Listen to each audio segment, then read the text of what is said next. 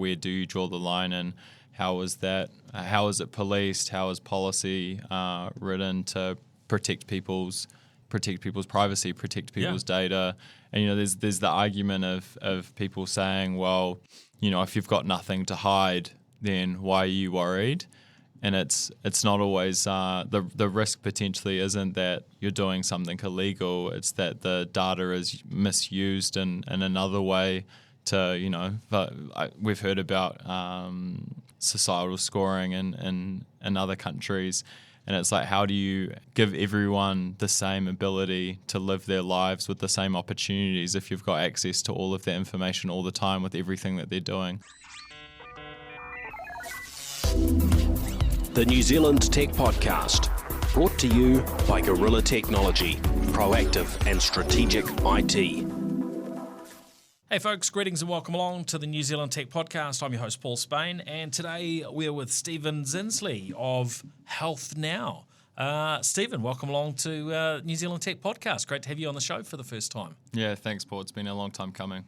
Now, lots that you could probably tell us, but just what we're going to do is we're going to delve into a bit of the sort of tech news of the week and then into the HealthNow story. But just tell us a little bit about your background and where you fit into this big wide world of tech and startups and so on. Yeah, of course. So my background, I was actually a clinician by trade, then went on to build a multidisciplinary healthcare business with another business partner. Through that journey, discovered how many people were challenged by healthcare affordability, access and equity, and wanted to solve that problem. Felt that tech was the way that we could do that at scale, both nationally and internationally. And then went on to build a tech platform that does exactly that, where employers are able to put funds into, for lack of a better term, a bank account specifically for their health and or well-being, powered by a HealthNow MasterCard, which gives freedom, autonomy, and flexibility to employees to choose where they want to spend their employee health and well-being funds that are provided by their employer. Nice. You got that elevator pitch down perfectly. Yeah, I've done it a few times, as you can probably see. Awesome. All right, well, big thank you, of course, to our show partners, to 1NZ, 2 Degrees, Spark, HP, and Gorilla Technology. First up, New Zealand. On the New Zealand side, we have heard that we have a pretty big scale investment, 100 megawatt grid scale battery coming to Glenbrook, which is sort of South Auckland area. I guess some people might be familiar with. I think Glenbrook's where the old steam trains and stuff run, if I remember correctly, but steel mill and so on down there. So this is a really big investment from Contact Energy in these Tesla batteries, and we're talking around 160 million New Zealand dollar investment. Now, we've heard about these sorts of investments in other parts of the world, but it's really, as far as I'm aware, is a real first for New Zealand. And looking at this, I guess there's sort of two key things that you get out of having this, these mega pack batteries, and that's the ability to add resiliency when there's issues with power supply, but probably more often it's about being able to sort of time shift those renewable energy. So if you're bringing in energy from solar or from wind, there are obviously different limitations, and obviously it does vary from source to source, but they're talking about this particular array of batteries being able to provide continuous power to 44,000 homes for 2 hours. That's awesome. So it's a pretty sort of large amount of energy, and if you can be drawing on those rather than having to fire up the coal, that seems like a reasonably good arrangement, doesn't it? Yeah, I agree. I think as we've seen in recent times, New Zealand seems to be a bit susceptible to a few natural environmental based issues that can lead to power outages. So if you've got the capability and the infrastructure there to be able to support people through those moments and ensure that they're not susceptible to those outages, it's obviously a great thing. Also, I really liked what you touched on there about the time-bound nature of when power is able to be utilized with these solar pack or with these battery packs. Again, you think about how much natural energy and natural energy via sun, wind, and other mechanisms that come through as technology continues to develop. It just makes sense to use renewable energy, especially when you've got this power source that's forever there. Whereas, again, not proclaiming to be an expert on the matter, but you think about coal energy, and there has to come a time where it starts to become more challenging, both to extract or find, then extract, and then obviously go forth into utilization. Yeah, and I think gas is also been part of the mix there as well. But it seems like a good move. We saw South Australia went down the track with Tesla as well. So I quite like the idea of using it as a proof case for then actually being able to get people in their homes to have a similar approach. Thinking about the future of energy, if there's the ability to really scale home-based battery packs and then subsequently a peer-to-peer grid system whereby people have solar energy available or solar energy is captured on their roof, stored in their house, and then obviously put back to the grid to their peers, and then able to be generate a bit of income from that capturing of energy. Yeah, look, it's interesting to sort of see the different approaches. Tesla, will sell you, Powerwall for your home and so on. So having those sort of different options where they're able to be done at that sort of grid scale. I just had a look on the big one in South Australia, which was the Hornsdale Power Reserve. When that launched, that was considered the world's first big battery, and they listed at 100 megawatt / 129 megawatt hour. So yeah, quite interesting to read a little bit about that. Their investment, reading here, 150 million Australia. So so you're talking something on a similar sort of scale. So this is it's probably not quite as big news as it was when South Australia did that a few years ago, because it was the first. But no doubt their contact are convinced that this sort of stacks up and is good business. So and a massive amount of work for the region, no doubt too, with the number of people that would be required to implement that type of project. Yeah, I imagine there's a chunk of work. We're talking a couple of years out, 2026 for completion. So yeah, good to see continued innovation, and sometimes it feels like New Zealand's way behind the eight ball. But we catch up as best we can, and other areas we're leading the way. But good to see that moving forward. Now. We've got a couple of episodes coming up, and I'm not quite sure of our exact days when they're launching. But one of the topics that I'm talking about with a guest who's based out of New York, Avram Pilch, is around this sort of crossover between AI and I guess human creativity, which covers music, it covers written content, video, all of the sorts of things that we create. And I've noticed there's an increasing interest from those who create content around the role of AI, and really I guess terminology that's maybe increasingly more sort of critical of content just being swept up. And so couple of headlines on this basis that caught my attention. One was from the BBC, who have highlighted in recent days around the biggest record labels in the world now starting to sue over AI copyright. And so there's a number of tools that that you can jump online and use and create music that is absolutely phenomenal, right? It's like, hold on, how did that happen? It sort of sounds maybe as good as the original artist, but with whatever you fed into it in terms of, hey, write me a song about this or that, your family, your business, your favourite hobbies, anything you want to throw in, and it will create it, and it just sounds absolutely mind blowing. The chaps down the road at Futureverse, I saw they've just launched one that's been picked up by the sort of international music media over the last week or so as well. So there's a lot of this stuff going on, but now we're starting to see the flip side to that, where the record labels are saying, hold on, you've taken the intellectual property of ourselves and our artists, and you've used it in a way that is inappropriate.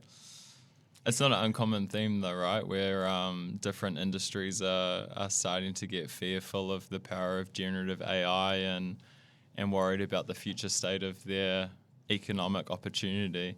I think first and foremost, like, how awesome is it that humans have got to the point now where through technology they've been able to recreate or generate new music, irrespective of its, I haven't heard the specific examples, but irrespective of its similarities to what's currently out there. But you'd almost make an argument that music in its own right, when you think about how many keys there are on a piano, they're just played in a different format.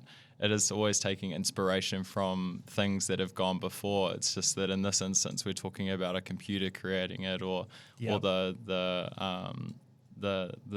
system creating it, rather than an individual behind the scenes. Yep.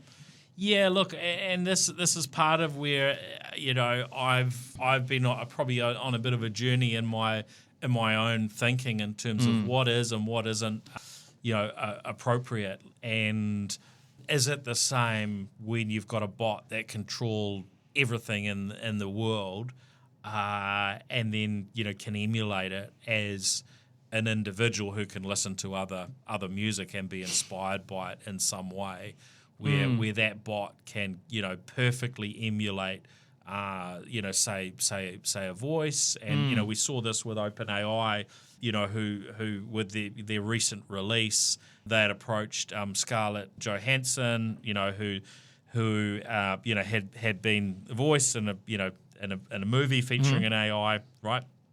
Anyway, they wanted to what's the movie called again? Her. Yeah, that's great right. movie. And anyway, so they were trying to get permission to be able to effectively license her voice, right?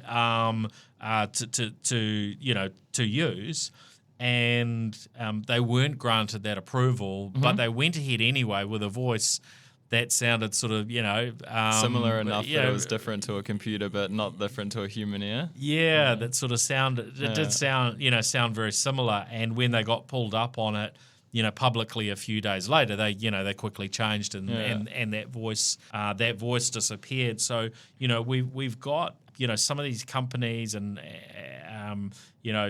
especially the big AI players seem to be you could say flying quite close to the sun, right? What they're doing is pretty edgy, and I think in a lot of cases, completely lacks respect for the original creators. And so, I think we've got some tough questions to work through in terms of what's appropriate. And one of the points from Avram that we discussed was around, well, should it just be assumed that everything online is just a free-for-all and you can take it and do what you want and slice and dice it up, or actually just stay really similar to the original and let an AI do whatever, or should we be in a world where if you're going to use data in that way, you should have permission up front? And is the problem the creativity though, or is it the royalties of like where the value ends up? Look, I think there's probably a massive raft of considerations here. I'll just make something up, but let's imagine there's a new young musician on the scene, who's maybe they've just created one song so far, and they're trying to get their career off the ground. All the AIs kind of swoop in. This is the new hit thing. Then suddenly they come up with 100 variations that all end up in the charts, and the person that actually had the original innovation and the creativity do something new, may never have a chance, against that potentially. I see the challenges. Yeah. It's just, where do you, as a policymaker, it just gets so hard, right? Because where do you draw the line on what's acceptable for AI to participate and play in, and then where is it not acceptable for it to play in? And I kind of, when you think more broadly about tech, like not all innovations, long-term innovations don't always start where they end up. So it's like that innovation of I appreciating all of the challenges we're discussing, but that innovation of AI being able to create music that has resemblance to other things. Imagine that for a second being applied in like the medical field for an alternative example, like where it's able to go and read all of the medical information that's anonymized and aggregated and then put out maybe treatment plans or prognosis in a more effective and more structured way, as like, again, appreciating the challenges. But and there's incredible opportunities, around how the technology can be leveraged. But I think there are challenging waters to navigate. IP. That we want to get our head around and do things in a manner that is hopefully on the fairer and more appropriate side. And I guess we can look at all sorts of technologies, social media, platforms and companies like Meta have caused probably immeasurable harm with some of the worst things that they've facilitated and allowed to happen or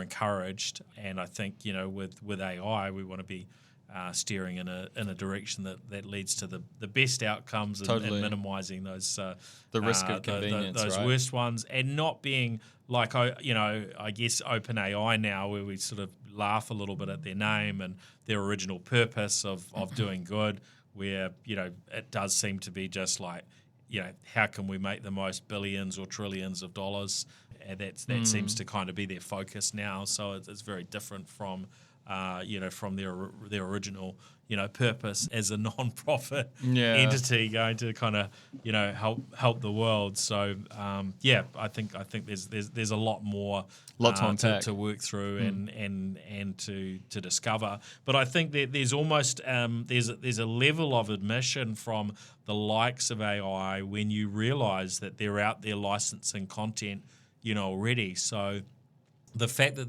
they're doing that, they must have some realization that you can't just go and steal everybody's if they're stuff, licensing their own content. Right? So that's what that's part of why they're licensing things. And some interesting coverage on comments from Microsoft's AI boss, and this was covered in The Verge. So Mustafa Suleyman has been talking, and basically his comments, were down the track that, look, if you publish something on the internet, the open web, well, pretty much it's freeware. Anyone can freely copy it and use it, and that's kind of come with some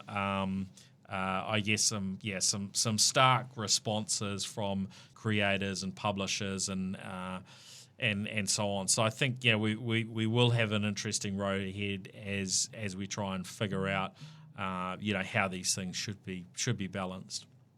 All right, on to other topics. Mark Cuban actually is our next topic, and this one came to my attention on X, on Twitter, and I saw Cuban posting around his Gmail account getting hacked, but he also referenced having received a phone call from. So that I'll read this bit out. It said, "I just got hacked at my mcuban@gmail.com because someone named," and he's speaking to Google here because he's tweeted to the at Google and at Sundar Pichai as the chief executive. Sorry, jump back. "I got hacked at my blah, blah, email address because someone named Noah at your," listed the phone number, "called and said I had an intruder and spoofed Google's recovery methods." Now, of course, it was not anybody from Google. They had spoofed the phone number and so on. But he was tricked into, giving up his multi-factor, authentication code and so on. And then he was warning people not to trust any emails from him, after a certain time on that day because of it. So he's got 8.8 million, followers on X. This is a billionaire, entrepreneur and tech entrepreneur at that. But clearly some maybe gaps in his cybersecurity awareness, education, and cyber safety, and he's missed some stuff. Also, it was pointed out that this is coming just sort of some months after $800,000 was sort of drained from his cryptocurrency wallet. I think, look, there's an element where you can go, look, this is Mark Cuban. He's a tech entrepreneur. He should know this sort of stuff well. I think there's a flip side to it in that, even people that are well educated can get sucked in, and he's obviously now had a couple of other circumstances within and bad actors will continue to try and change their approach, right, to try and get people to.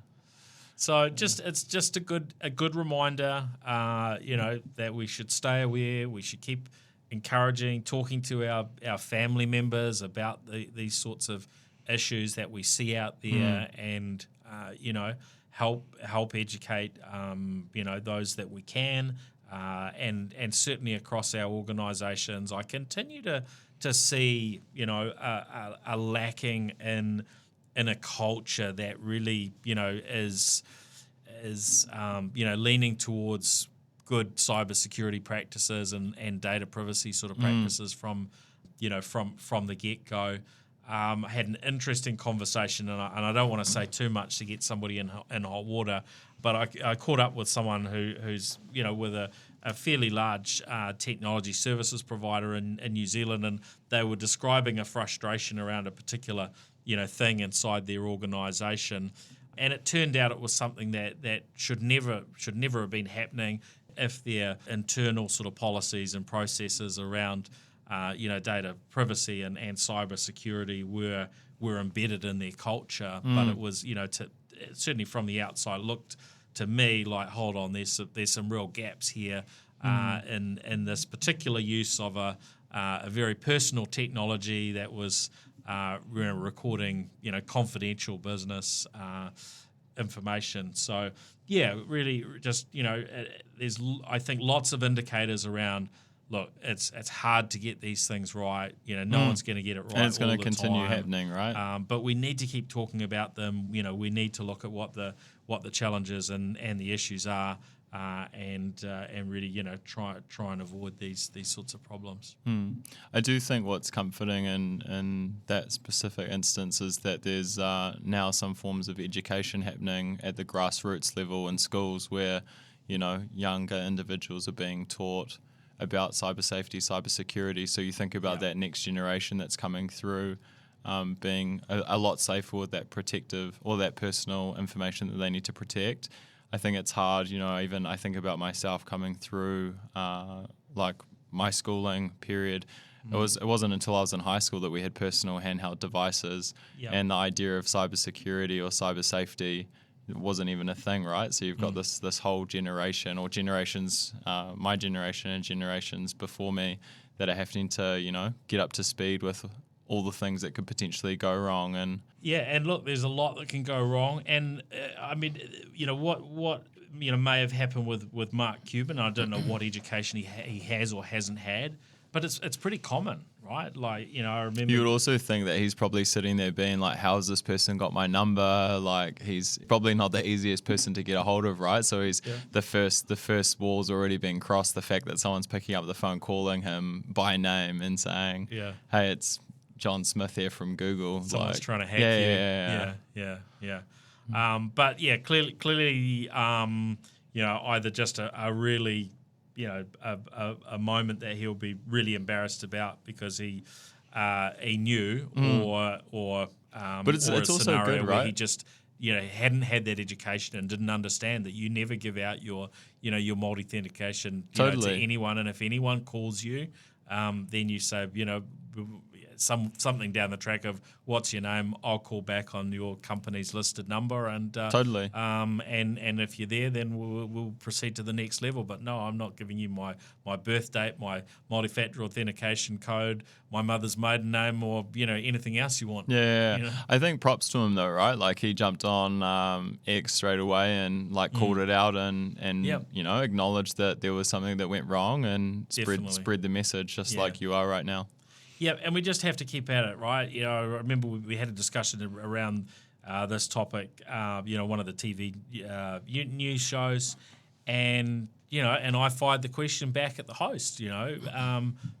What cybersecurity, education, awareness education have you been through? And he's like, I haven't been through any, right? And it's like, oh yeah, they probably sent that around and no one checked up, and I didn't do it, and so you end up with all these gaps because people have got their excuses around why they don't do it, or I missed the email, and there's just I think there's lots we of have to keep working on those sorts of things. Yeah, probably a good thing is that as businesses are becoming more sophisticated in this space and making it a requirement of their, to work with us, you need to have a certain level of cyber safety and cybersecurity and cyber policy.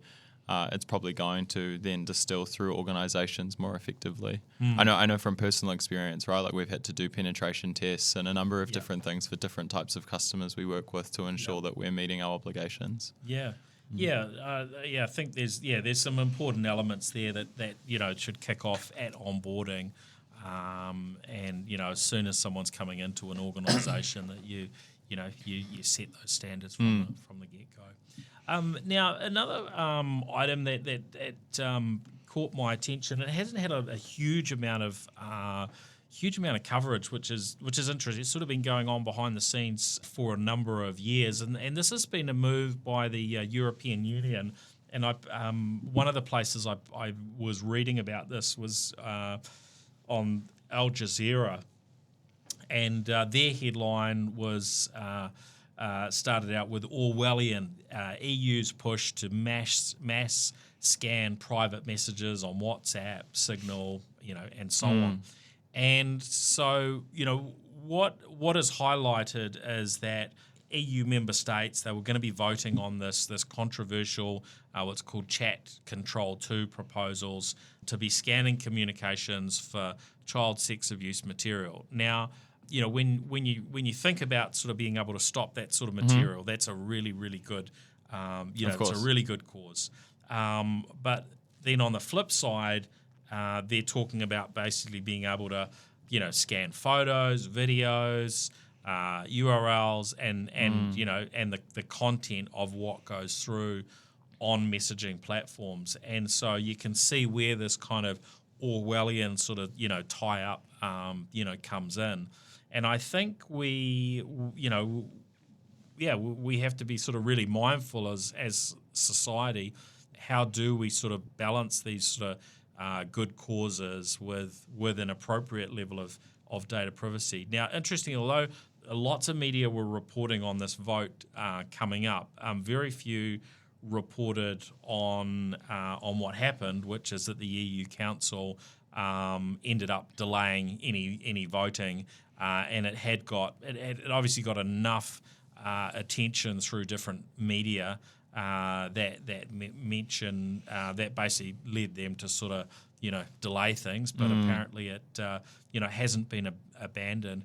When I see this sort of thing around sort of scanning everything, we've heard about some of this stuff before. Think of Edward Snowden and some of the US legislation. We think about New Zealand, where lots of criminals have been caught, where there's been a sort of a wiretap, as we would often call it, on phone calls or text messages, where a mobile carrier has been able to look at those. But of course, that sort of old technology of traditional phone calls and text messaging, is sort of fast disappearing, and things are moving to these new platforms. And I think, at one end you've got, hey, just scan the whole lot, and a government can make a list and chop and change. The other end you've got nothing. which has certainly been what a lot of people have said is appropriate, and maybe somewhere in between you've got an ability to go to a mobile carrier, a Facebook, a provider, and say, look, you've got to give access for this individual user. Now, there's a whole lot of complexities around, well, what does that do with encryption? And, that would break a whole lot of apps today. And we've had, providers in the UK being asked to provide, some of that sort of level of access to authorities. And what we've heard is they basically come back and, I think even Meta's in this camp, who've come back and said, no, we'll shut down in your country, rather than sort of give you access. Does this stuff make you uncomfortable at all, Stephen? I think it's just hard, right? Because, you think about the title and, what the communicated intent is.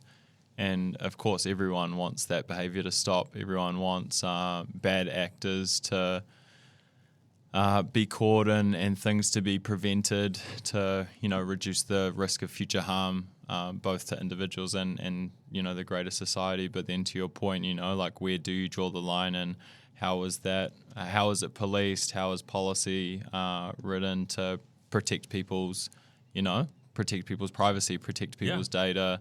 And there's the argument of people saying, well, if you've got nothing to hide, then why are you worried? And it's not always the risk potentially isn't that you're doing something illegal. It's that the data is misused in another way to, we've heard about societal scoring in other countries. And it's like, how do you give everyone the same ability to live their lives with the same opportunities if you've got access to all of that information all the time with everything that they're doing? Yeah, I mean, you can imagine if you were, you're in government, and we think of places like China and so on where they've got social scoring. You're in government and there's a bad behaviour, and you've got this level of ability to watch people and monitor things, and there's an issue in a particular place, you kind of turn a knob and effectively turn that down or largely sort of stop some of it happening. But there's a whole kind of dark flip side to that, you ultimately do end up with some sort of Orwellian society if you continue down that track. And of course, I think reality is that probably most politicians have a good intent, and certainly start out wanting to do good things for everybody. But I think we've seen varying regimes around the world over the last 100 years, including some in current times, where that good intent is somewhere gone out the window, and the intoxication of power or whatever knowledge, all the different things are that that end up driving these things. We end up in a place that's probably a very long way from where really we want to be as a society generally. Albeit if you could craft a way where it was able to be effectively delivered to reduce just purely that bad acting element, you would, I think most people would be like, yeah, of course, let's do it. But, as you say, where's the line drawn, and how is it drawn, and who gets to make the decision on that line, and how it moves? Yeah. So anyway, that's a big, deep topic for another day. Let's book it now. On a lighter note, I was reading the BBC have published something around McDonald's withdrawing their AI, people ending up getting some bacon ice cream, right? So, bacon ice cream, all sorts of sort of odd things coming through in their orders as the AI sort of misinterpreted. We spoke about, it was probably last year, I spoke about what Burger King were doing in New Zealand. I don't know if you've been through one of the Burger Kings where you can voice HealthNow, Paul. Voice HealthNow. order. Oh, good on you. You could voice order, and the AI would basically do automated order taking, and then plug in your order. And in theory, that might help you get a few more people through the drive-through or whatever the mechanism is. Increase economic efficiency, reduce the number of staff that you have. It makes total sense. But so you think about the AI tools that you even see on, video or like YouTube, right? Like the voiceovers aren't perfect. So it's only a matter of time. It is only a matter of time for things to go wrong now, but it's also probably safe to say it's only a matter of time before that starts to be improved to the point that it can be delivered and implemented effectively.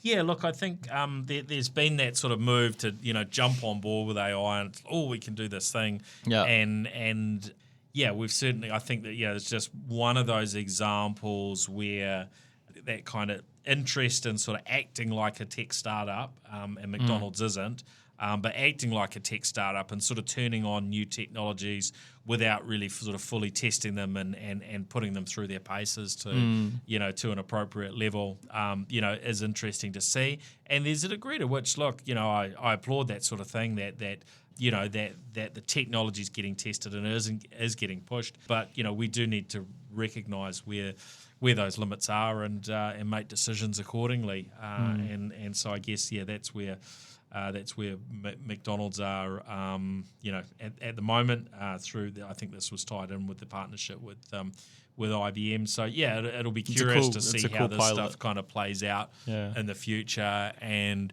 does the idea of going to a restaurant and talking to a real person sort of disappear as we get humanoid robots and voice AI and so on? I feel like surely it's only going to fall into certain parts of the the F&B space, right? Like you're not expecting to go to a Michelin star restaurant and having a humanoid robot turn up at your desk. I don't know. Look, I mean, see, this would get. I'd be curious. Yeah. Can a tech startup come up with a scalable sort of restaurant model that you could drop your Michelin star restaurant in any city in the world, and you've got such consistency from your robots with these most amazing, ultimately, human invented, creations, but the ability to deliver them so consistently. It takes away from some of the experience, though. I think. Totally. But it would bring its own experience, right? Yeah, fair point. I mean, I'm more than happy to have a robotic and AI generated experience when it comes to fast food, but the idea of that level of restaurant where you're probably out of pocket the amount of money that you will be out of pocket, you kind of want all of those peripheral niceties to occur. Well, this could give you the Michelin star restaurant for the rest of us, right? That everyone can afford. And you can go there as often as you like. Yeah, good call. Anyway, just, speculating on possibilities as we like to do. Well, really keen to sort of hear a little bit about your story with HealthNow, your background and so on. So maybe you can just a little rundown on your background in terms of study and work and we can delve into the HealthNow story. Yeah, of course. My passion for health and affordability of health actually started really early.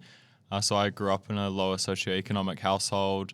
My parents had kids young and, like lots of young families. And my dad also was in the Navy, so he was away a lot, which means my mum couldn't work as well, or it was very difficult for her to work as well. She liked to refer to herself as a part-time solo parent. And I think for lots of, young families, you don't have a bunch of money because you're not at the point of your career journey where that makes sense, especially if you're working in a public service role. And so through those economic challenges, I was just exposed to a couple of, interesting moments where it was really hard. Healthcare was expensive and, lots of people in New Zealand, there's this misconception that healthcare is affordable because the government pays for it. But, in many instances, there's still an out-of-pocket component. And irrespective of its size, it can be hard. And so, there was moments where I had to see my mum or, my family paying off medical bills over time and a couple of other different situations. And I was just like, it just doesn't feel right. And it's been a core memory for me throughout my life. I went on to study healthcare because I was, again, really passionate about making it affordable. Initially thought that by being the clinician on the tools, so to speak, I'd be able to make it more affordable. You quickly realize as a health provider that through the hands of other people that you can serve a lot more people, or a lot more patients. And so I went into health business, and then with the support of another business partner, we ended up building a multidisciplinary rehabilitative business, which we scaled to 15 clinics, 120 clinicians across 6 different disciplines. And that was awesome, right? Servicing so many people in the community. I think we ended up getting to about 105,000 unique patients a year that we were working with, which is massive. But as with most things, brick and mortar ends up being a bit of a hindrance because you can't scale very quickly, and people costs people are hard to find. People costs are expensive. There was already a lot of health infrastructure in the world, so I wanted to try and work out how we could use technology to reach and utilize all of those other health businesses, both locally and internationally, to be able to make it more affordable and more accessible for people in the health system. So how did you do that? Because maybe you can tell us how old you are. Yeah, I'm 29 now. Right, so 29. Yeah. So I mean, that's usually something that takes a long time to do. So how long were you in the business? What were the what were the fields you were in? And, I became a partner in the company when I was I think fresh 22. I had a really awesome banker that took a chance on me and gave me a bit of unsecured debt. And then my business partner, also a mentor of mine, had a bit of faith in me that I had the right stuff. And then at that point in time, we had a couple of clinics and about 13 staff. And so we just understood our hedgehog concept, to use a Jim Collins principle, and we understood how many people we needed to have within a certain square footage of a site, and how many patients we needed to see, and the right unit economics. And then we just ended up scaling that platform across a number of, I think it was about 4 or 5 years in total I was with that company before exiting and then moving into HealthNow full time. Yeah, great. And I'm always curious around these stories, because that was pretty fast growth. Was that through sort of acquiring existing, or just building everything up from scratch? Yeah, so we acquired 2 companies in that period, one physio business and one hand therapy business. And then the rest of them were greenfield site. Part of our hedgehog concept was to build a site within 5 kilometres of an existing site to be able to leverage brand recognition and then make it closer to where people were living and working. Oh, well done. And so, then into tech. Deep into into tech's cool though, right? Using technology to solve problems, which is certainly something I'm passionate about. So how long did it sort of take you to put your initial ideas for HealthNow together, and then what was your initial kind of goal? Because we often, with a startup, there's these pivot moments, and of course, you start with can be different to what you end with. So walk us through that.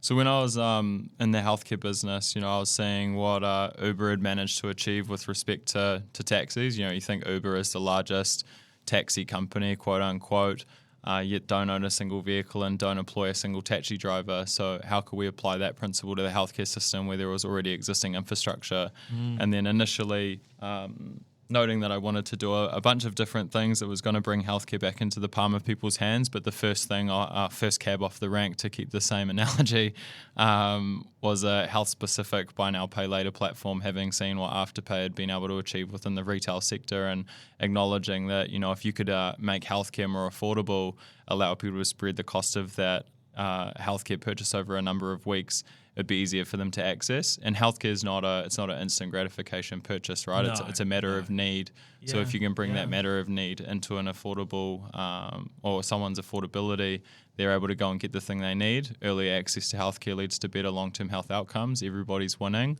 And then we ended up building a health savers account, which was the ability for people to save money in advance of needing care. And then also at that point in time, what we called employer aid, which was the ability for employers to put funds into the HealthNow platform for their employees to access healthcare. And as per the opening of this podcast, that's where we've landed. After a course of time, listening to the market, looking at how the unit economics were netting out for the different business units. We made a decision to pivot, I like to use the words focus. We made the decision to focus in on that employer product, noting that employers all around both New Zealand and the world are already looking at ways that they can participate in and prioritize and optimize their employees' health and or well-being, in addition to a number of non-remuneration benefits.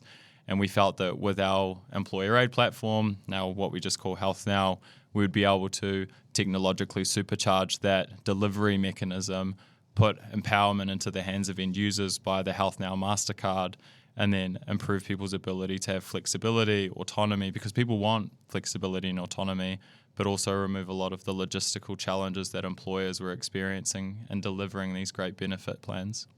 So what are the technologies that you've kind of, had to build and buy and so on and put together to make HealthNow possible? Because you've been moving pretty quickly, right? Yeah. What, 3 years in? Totally. 3 and a bit years. So I think the first thing to call out is what makes HealthNow really, really special, right? And there's two things primarily for our customer being an employer. The first thing is that we give an employer the ability to notionally contribute to their employee's health account, which means that they're setting a budgeted amount, which we know is true. We've got our own ledger in the background, which we can see how much money each individual on our platform has available. And then we only charge the employer what's actually spent. So we've had to go and build that functionality. The second thing that makes our business really, really exciting for organizations is that they're able to set guardrails on where that HealthNow MasterCard is able to be utilized.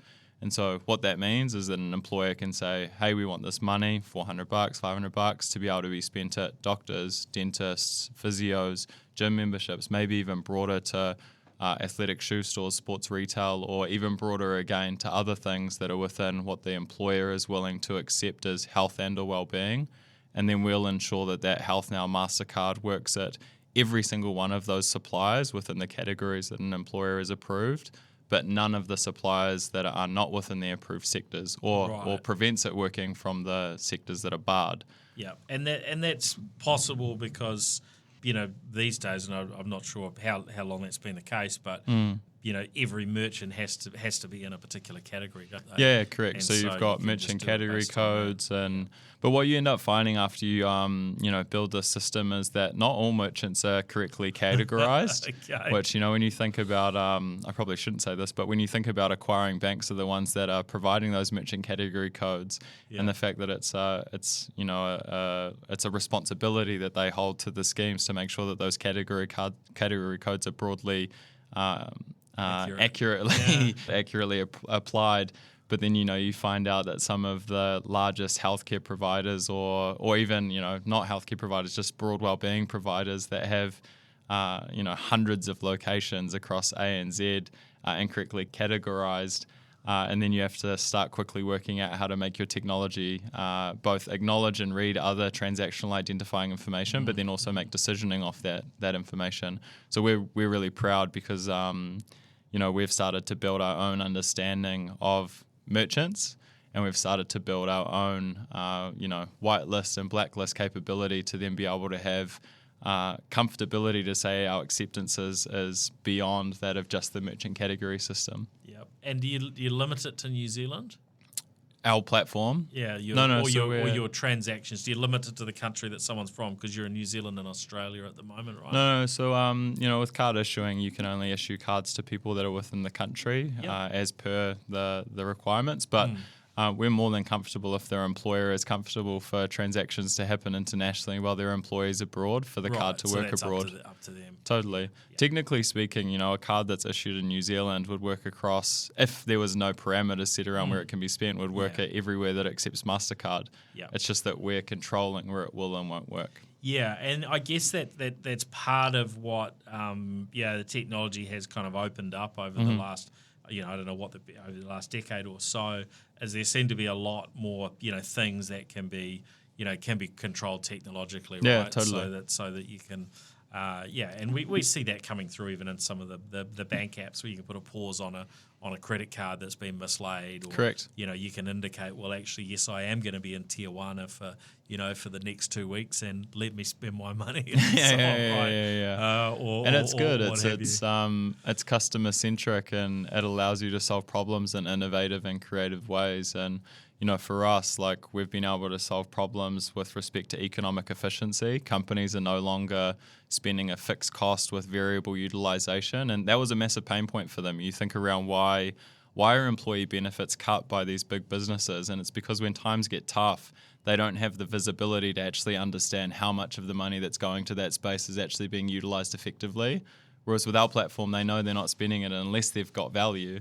And then there's a number of end user reasons why the platform's been well accepted. And so what are you sort of seeing as the variety out there in terms of employers and what they're able to kind of invest back into to the health of their people? Their people. Yeah.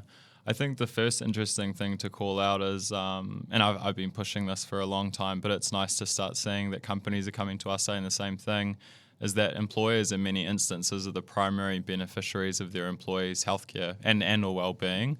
You think about the fact that we're sitting here today, the only reason that we are sitting here today and producing productively is because we're healthy, we're well, we've been looking after ourselves, we can turn up to work and be on. And so lots of employers are acknowledging at scale that they're the primary beneficiaries. They want their people to turn up. They want them to be able to do the job. You think about, a scaffolding business as an example that's got a crew of 4 or 5 guys. If one of those guys doesn't turn up in the crew, that whole crew's down unless they find a replacement. So, you're incentivized to try and drive these outcomes as an employer. What companies are doing it. We've got we're very sector agnostic at the moment. We've got white collar, we've got tech firms, we've got construction companies. We're moving forward and with organisations in the financial sector, and that's across both New Zealand and Australia right now with respect to what they're making available.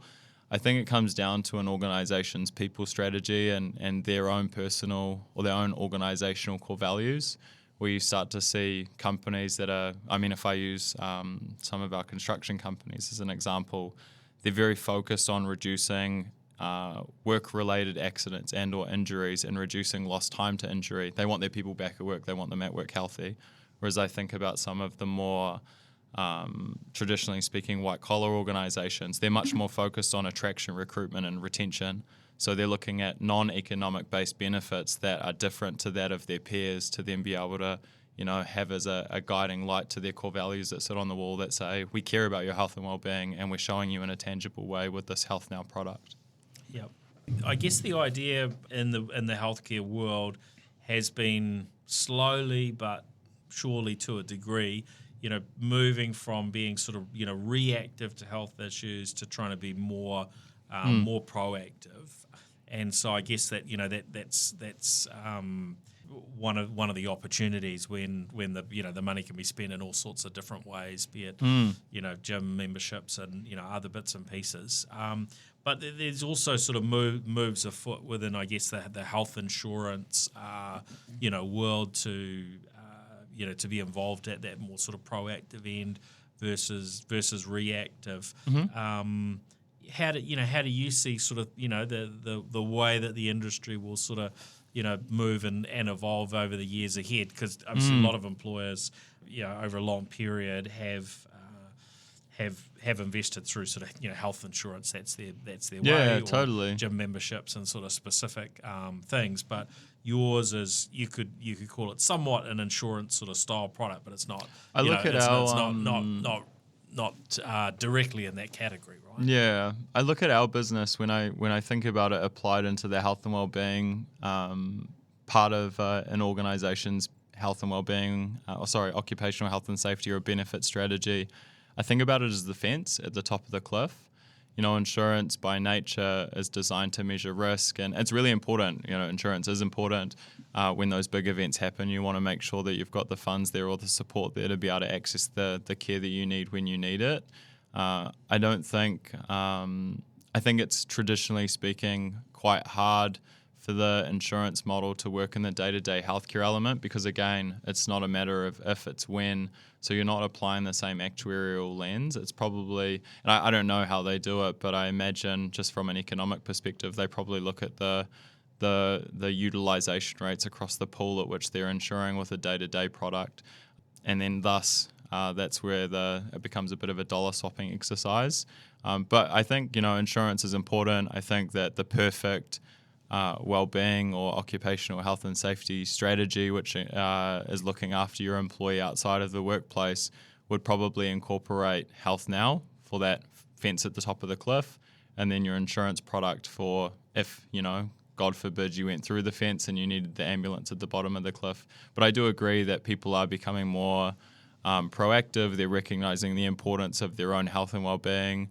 Organizations are recognizing the importance of health and well-being and its impact both on organizational performance, but also their ability to attract, recruit, and retain. So, yeah, it's going to be interesting to see how it evolves. Chatting to somebody recently, and there was a technology company, I think a software company, and they were talking. Oh yeah, I've got all this health insurance stuff. It's brilliant, but when I go to the GP.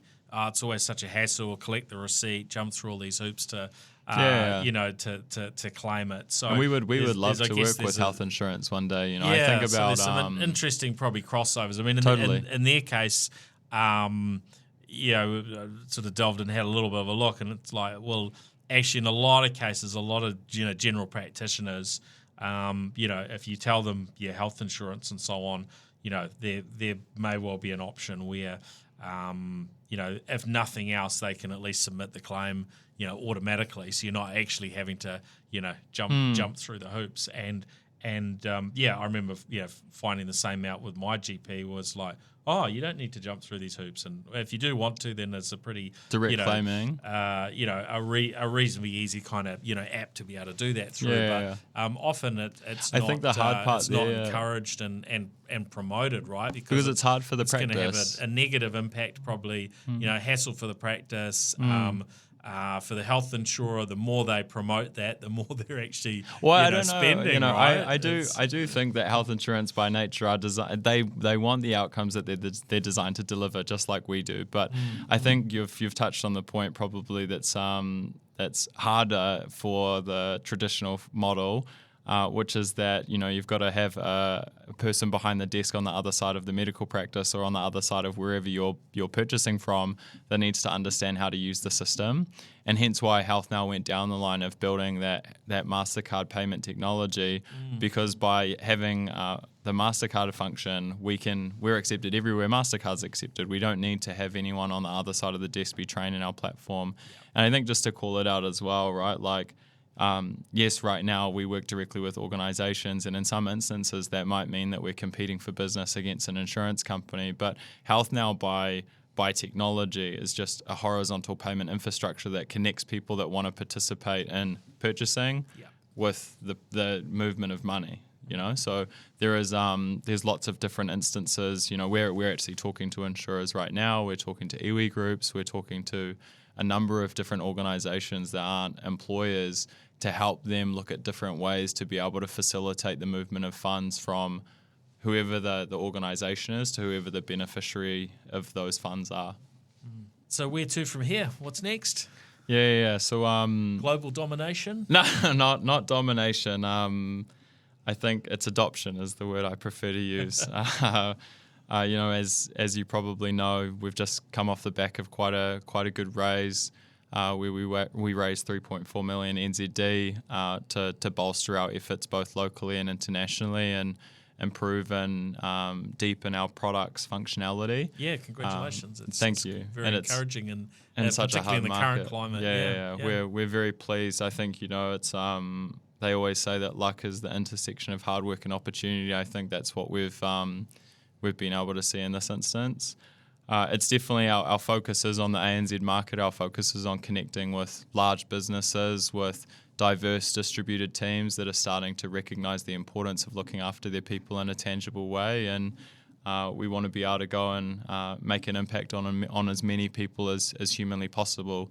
For me, it's I shouldn't say this out loud because there's probably shareholders that will hear this, but it's not about the dollars and cents, so to speak. I think that that's an indirect outcome of the level of impact that HealthNow is going to have. And, we were talking about it earlier, just to draw a thread between a prior conversation, OpenAI talking about the billions and trillions that they're making. organizations only make that level of money or have that level of economic outcome when you think about the level of impact and the level of adoption that they've had. And so for me, with HealthNow, I just want to be able to have that level of impact, that level of adoption, and be able to go home and think about how many different individuals have been able to use our platform to access things that they otherwise wouldn't have had access to. Sounds great. Well, thanks very much for coming on the show. Great to chat, thanks, Stephen. Paul. Now, where's the best place for people to to find you online if they want to get in touch? You on LinkedIn? Indeed, Yep. Yeah, so LinkedIn, jump on our website, healthnowhq.com. Just reach out if you're keen to talk to the team. We're always looking to, again, support great businesses that want to support their great people, because at the end of the day, you don't have a great business without your people. Yeah. Excellent. Well, thanks again for joining us. Thanks, everyone, for listening in. And, of course, a big thank you to our show partners, 1NZ, 2 Degrees, Spark, HP, and Gorilla Technology. And, all the best for the journey ahead. Stephen Zinsli. Cheers, mate. All right. Cheers. The New Zealand Tech Podcast, brought to you by Gorilla Technology, proactive and strategic IT.